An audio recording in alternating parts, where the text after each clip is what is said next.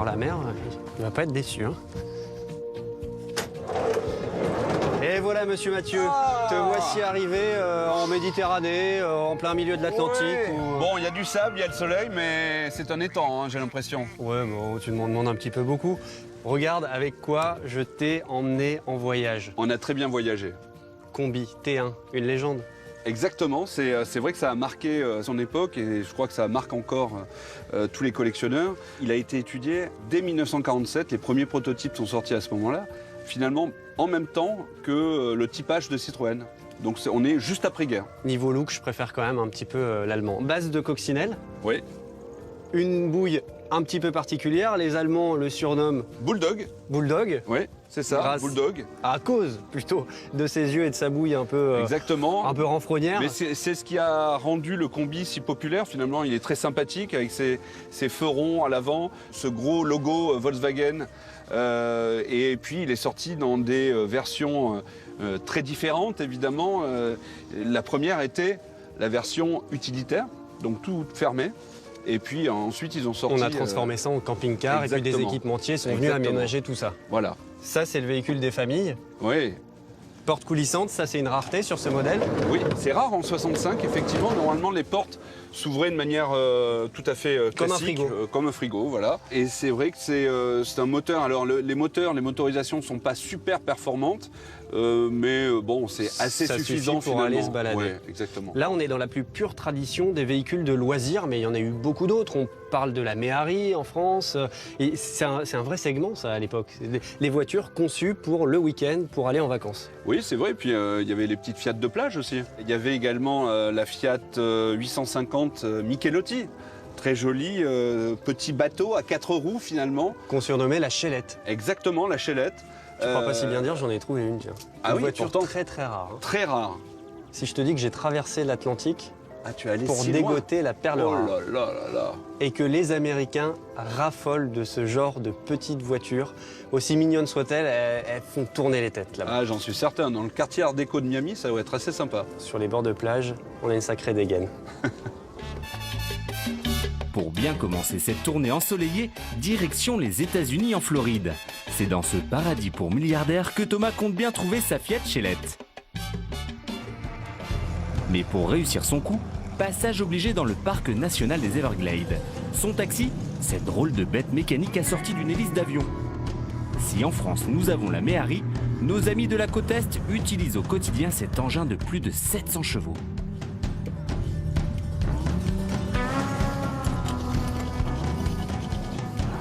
Salut Wes. Salut mec, comment tu vas? Super, tout est ok pour la balade? Tout est sous contrôle, prêt à partir. J'espère pouvoir vous montrer un peu comment on conduit un aéro et si on peut voir un peu de faune sur le chemin. On y va? Let's go. Allez.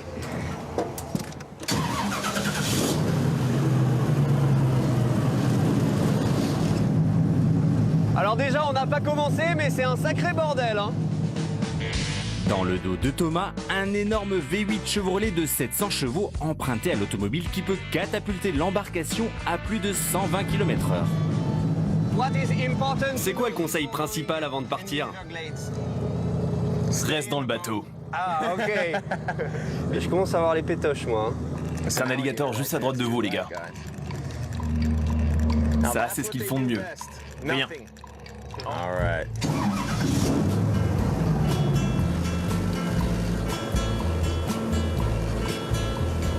From the dusty mesa, a looming shadow grows, hidden in the branch of the poison creosote. Est-ce que c'est dur à conduire? C'est sensible? En fait, tu n'as pas de frein, pas de marche arrière.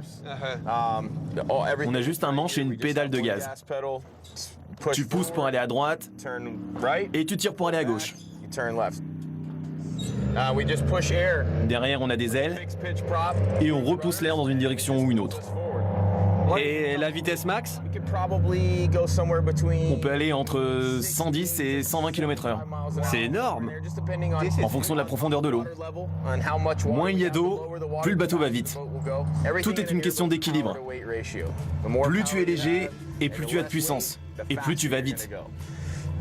Comme sur une voiture. Exactement comme sur une voiture. Retrouvez les sensations d'une voiture de sport sur l'eau. Voici ce que promet une balade en aéroglisseur. Allez, après cette virée mouvementée à travers les canaux, notre Robinson Crusoe est enfin arrivé à bon port, ou plutôt sur la bonne plage. Bienvenue à Dania Beach. C'est ici qu'un certain Jason lui a donné rendez-vous. Par contre, j'aimerais pas qu'il tarde parce que je vais finir par me prendre une noix de coco sur la tronche, moi. Ah, une magnifique Fiat Chelette, ça doit être Jason. Bonjour. Salut Jason, comment tu vas? Bien et toi Thomas? Montre, on va aller faire un tour. Alors, il y a une technique, c'est qu'on passe d'abord les fesses et ensuite les jambes, puisqu'il n'y a pas de portière. Allez, on y va.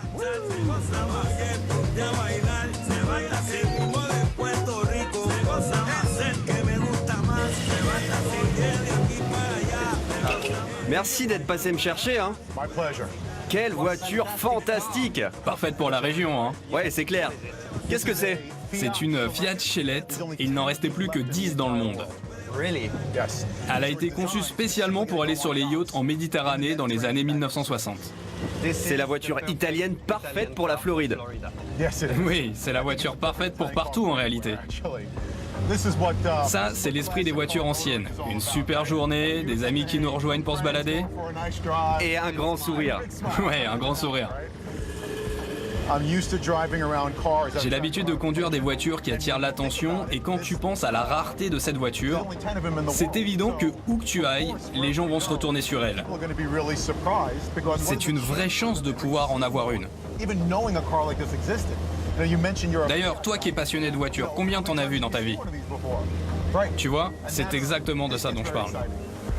La Chelette, c'est l'ovni roulant au pays de la démesure. Avec son petit moteur de 47 chevaux et son gabarit fluet, impossible de passer inaperçu à son bord sur les routes américaines. Started the company back in 2001. J'ai lancé mon garage en 2001 Very hard. et j'ai bossé très dur pour en arriver là. All classic cars are welcome, but most Et on importantly, est très fiers de pouvoir travailler avec toutes ces voitures anciennes. For people who really know the difference and that, Mais le plus important, c'est de pouvoir redonner vie aux voitures de vrais connaisseurs. Toutes les voitures sont spéciales chez nous. Est-ce qu'il y a un gros marché de la collection ici aux États-Unis? Oui, bien sûr, c'est énorme. Mais tu sais, on en a pour tous les goûts ici. Des américaines, bien évidemment, mais aussi des européennes, des voitures intouchables, très très chères, comme des populaires pour rouler tous les jours avec. C'est ce qui fait la richesse des US. Bon, Miami, c'est vraiment l'endroit où toutes les voitures les plus exceptionnelles de la planète se concentrent. Et je pense que dans le workshop de Jason, on va voir de sacrées pépites.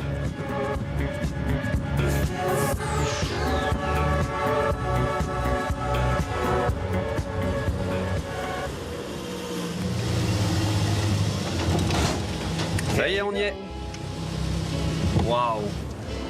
Première question, c'est un musée ou un garage? Ah, c'est un garage qui ressemble beaucoup à un musée.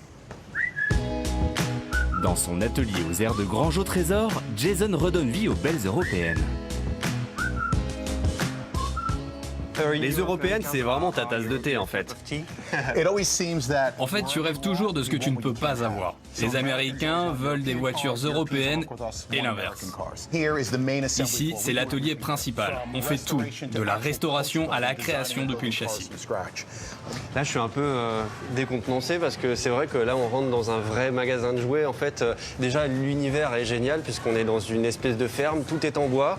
Regardez ce sol en bois, c'est vraiment pas commun dans un garage. Et puis on ne sait pas où donner de la tête puisque toutes les voitures sont plus belles les unes que les autres. Et ça, on a beaucoup de chance d'être là aujourd'hui. So as you can Ici, see, on a une Jaguar type E qui vient d'arriver. and we're gonna begin a On va entamer une restauration complète. It looks good. Elle a l'air belle, mais en fait, pas tant que ça. If you can see in the Quand details, tu regardes en détail, original underneath, elle a eu it's une had a peinture à l'arrache. put on it, but it's Et really pas au not niveau de ce qu'on a at l'habitude de the faire level ici. of the work that we do here. Now, if you Et si turn tu regardes something cette like this voiture, car tu right verras here, la différence. This is a one-off. C'est une vintage voiture race unique car. au monde. They built one of these. On n'avait pas de manuel. On a travaillé à tâtons à partir d'une photo en noir et blanc, avec loupe d'ailleurs, et on a minutieusement ausculté chaque centimètre carré. Et tout a été recréé depuis cette photo. Combien de temps ça a pris? Pour une voiture comme ça, entre 1 an et demi, 2 ans. Mais quand tu as une voiture un petit peu plus conventionnelle, c'est environ 1 an. Ça, c'est la pièce finale, mais est-ce qu'il y a un endroit où on fait du gros boulot? Ah, tu as raison de poser la question. Derrière ce rideau, c'est là que la magie opère. Ah oui, là il y a du boulot. Je pense que tu vas aimer celle-là. J'adore celle-là. C'est quoi? C'est un avion? Ça a été designé et construit par un ingénieur aéronautique français. Donc tu as vu juste. Regardez-moi cette voiture. C'est la voiture qui m'a le plus intrigué dans ce garage. Et comme par hasard, elle est française. Est-ce que c'est une coïncidence? Je crois pas, non? Ce que tu vois ici, c'est la structure originale du véhicule et tout l'alu a été formé ici. Tout avait été perdu il y a 60 ans. Combien de voitures ont été produites? Seulement une? Il n'y a qu'une voiture dans le monde.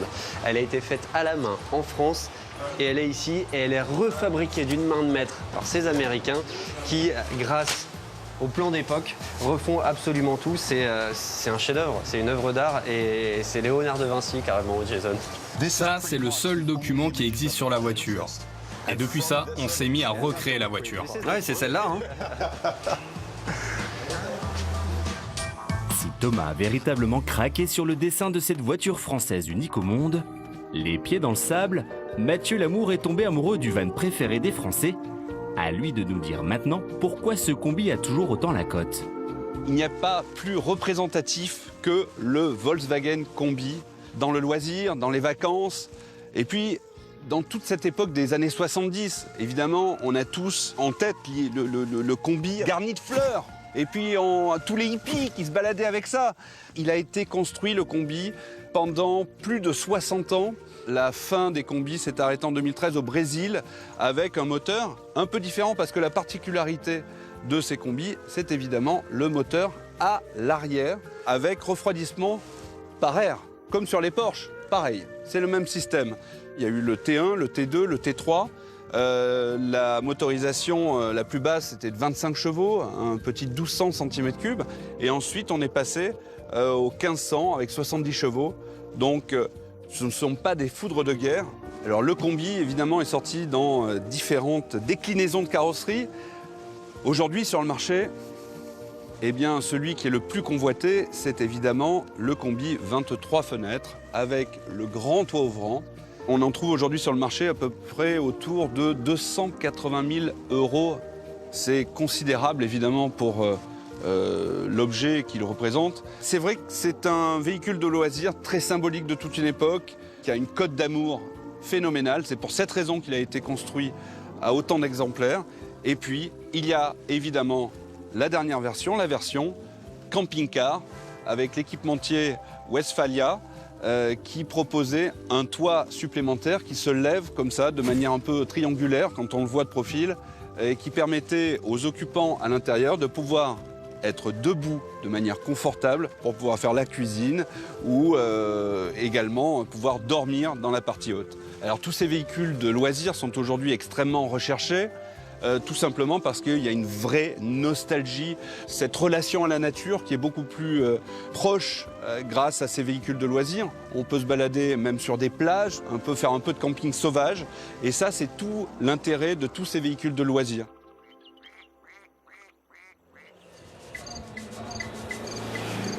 Si Volkswagen a frappé un grand coup avec son monospace indémodable, à la même époque, Citroën a quant à lui vu les choses en plus petit.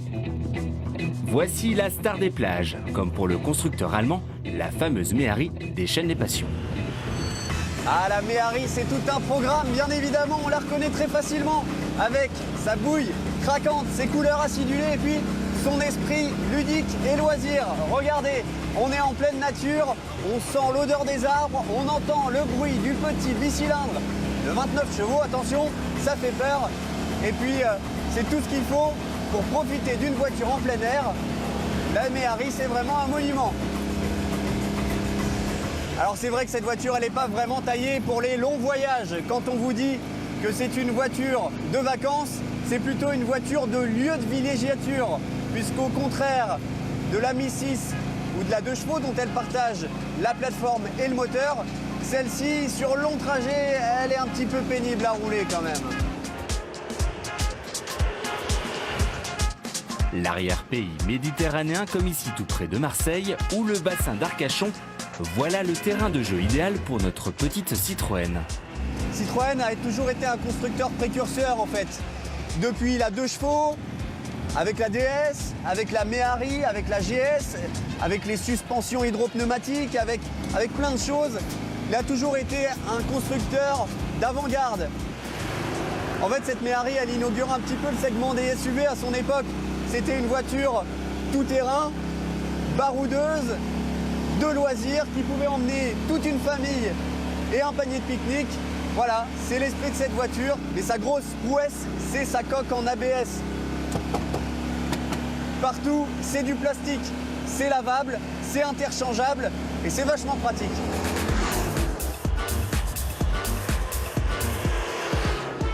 La Méhari, c'est vraiment devenu un accessoire de mode aujourd'hui, un petit peu comme une Mini ou une Fiat 500 si vous voulez. Et c'est ce qui a fait exploser les prix.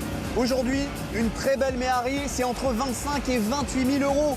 Rendez-vous compte, c'est de la folie. Même une simple carte grise s'échange aujourd'hui autour de 4 000 euros. C'est pourquoi le marché est quasiment saturé aujourd'hui. En réalité, la Méhari, c'est presque devenu une voiture de prestige. La Méhari, un jouet de luxe qui a séduit plus de 140 000 clients entre 68 et 87. Alors, pour leur assurer de pouvoir profiter de leurs bijoux encore longtemps, une entreprise a sorti les grands moyens. Depuis les années 1980, le Méhari Club de Cassis, installé dans le sud de la France, est le meilleur ami des collectionneurs de la fameuse baignoire. Une équipe de passionnés qui refabriquent des collecteurs automobiles. Allez, on fonce. Ah, du sol au plafond, il y en a partout, c'est hyper impressionnant. Si vous cherchez une calandre de Méhari vert pomme, vous en avez refabriqué en neuf. Un coffre jaune, c'est aussi possible. Une portière bleu ciel, ah bah tiens, ça tombe bien, il y en a juste là. Une portière kaki, ouais, j'aime pas trop la couleur, mais elle est dispo aussi. En fait, cette entreprise refabrique absolument toutes les pièces de 2 chevaux, de Méhari, de Diane, d'Ami 6 en neuf. Eh ben oui, parce qu'elle a racheté les machines-outils Citroën de l'époque, donc tout est conforme à l'origine. Et c'est pas les seuls trésors qu'il y a ici. Et que ce soit les châssis, juste ici, comme les fameuses baignoires de Méhari, les planchers, tout est là. Et si vous avez envie que cette baignoire roule sur 4 roues, sachez qu'il est possible de commander sa Méhari clé en main. Elle n'est pas belle la vie ?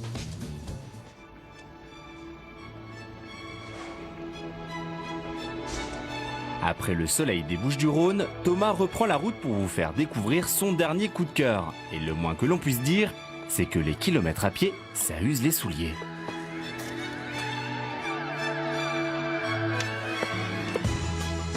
Vous savez, dans une vie de passionné d'automobile comme moi, il y a des voitures qu'on voit passer et qu'on pense ne jamais pouvoir essayer. Aujourd'hui, je vais réaliser l'un de mes rêves, c'est essayer cette BMW Z1. Elle est magnifique. On est de la même époque, donc forcément, ça ne peut que matcher. Enfin, avant d'en parler, je vous laisse admirer ce chef-d'œuvre. Regardez-moi ces lignes et puis le petit détail qui fait toute la différence, les portes coulissantes. Avec le parc du château Conti de l'Isle-Adam comme écrin, difficile de rêver mieux pour une rencontre entre Thomas et son fantasme à 4 roues. Le Z1, c'est le Graal des amoureux de la marque L-Hélice. Bon Gaëtan, félicitations, tu es l'heureux propriétaire de cette magnifique Z1 depuis une quinzaine d'années. Alors, je vais te poser une question toute bête, mais j'ai déjà la réponse. Pourquoi est-ce que tu as craqué sur cette voiture? Bah écoute, c'est un rêve de gamin. J'avais 15-16 ans, elle venait de sortir. Et tu t'es dit, il me la faut. Et je me dis, il faut que je travaille, il faut que j'aille dans les études et il faut que je m'achète cette voiture. Ce rêve-là, j'ai pu le concrétiser à l'âge de 30 ans. C'était une première main, ça a été difficile à trouver parce que 8000 exemplaires dans le monde, 200 exemplaires en France. Et en plus, dans ce coloris, je crois qu'elle est très très rare. Bah, écoute, le vert était la vraie couleur de lancement. Les documentations, tous les produits officiels étaient en vert. Seulement 20 vendus en France dans ce coloris. Dans ce coloris, Et avec la toi, combinaison de la sellerie. Tu en as une. Tout à fait. Z, ça veut dire Zukunft, futur en allemand. En avant, en allemand. Alors, porte coulissante, électrique, mais capote manuelle, bizarrement. Capote manuelle. Ouais. Mais tu vas voir, Thomas, c'est très très facile. Tu as 2 manettes à déverrouiller, hop, tu la rabats. Bon, bah, c'est comme si c'était électrique Absolument. et automatique quasiment. Et tu n'as plus qu'à clipper. Et je crois que la particularité de ta voiture, Gaëtan, c'est qu'elle est comme à sa sortie d'usine, 100% d'origine. Elle est comme en 90. 100% d'origine, voilà. sortie d'usine. Sellerie particulière, Cuir camouflage, qui était la particularité de ce coupé-là, mais qui va bien avec le vert. Comment on monte à bord de cette voiture? Le seuil de porte est très très haut. Très très haut. C'est une voiture de trentenaire ou de quarantenaire, mais pas de retraité. Non, hein. écoute, la capote est défaite, c'est plus facile. Hop, on met les 2 pieds dedans. Toi, voilà, de la barre On du se haut, tient ici, et t'as plus hop. qu'à te laisser glisser comme dans un baquet de voitures de sport. Génial. Les clés sont dessus, fais-toi plaisir.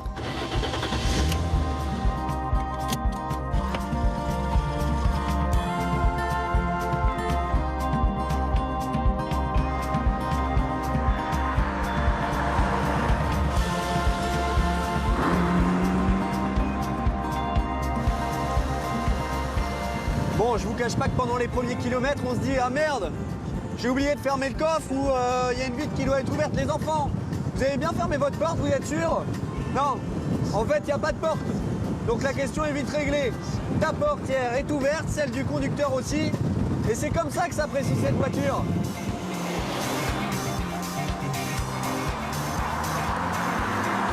Le Z1 pour moi, c'est vraiment la voiture gadget qui me faisait rêver quand j'étais enfant. Hein. Alors bien évidemment, il y a ces portes coulissantes fabriquées par Matra à l'époque. C'était une grande première et c'est d'ailleurs une grande dernière. Hein. C'est la seule voiture au monde qui a été produite de cette façon. Et puis il y a aussi cette gueule, ce nez de requin un petit peu emprunté à sa devancière, la 507, et cet arrière très carré, typique des BMW de l'époque.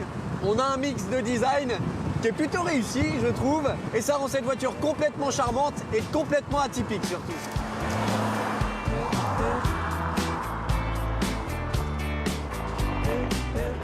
Avec cette voiture, on n'a pas vraiment envie de sportivité, hein. On a plutôt envie de cruising, c'est-à-dire profiter du paysage et prier pour que la route soit la plus longue possible et ne jamais arriver à destination.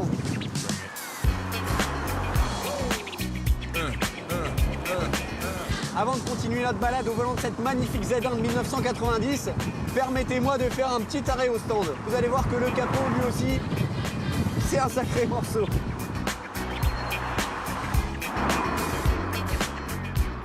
Et oui, parce qu'en plus d'avoir été hyper innovants dans l'ouverture des portes, les ingénieurs BMW sont aussi un peu cassés la tête pour la cinématique d'ouverture du capot. Regardez. C'est pas mal quand même. Et là, on découvre le 600 ligne 2,5 litres de 171 chevaux qui équipe cette petite Z1.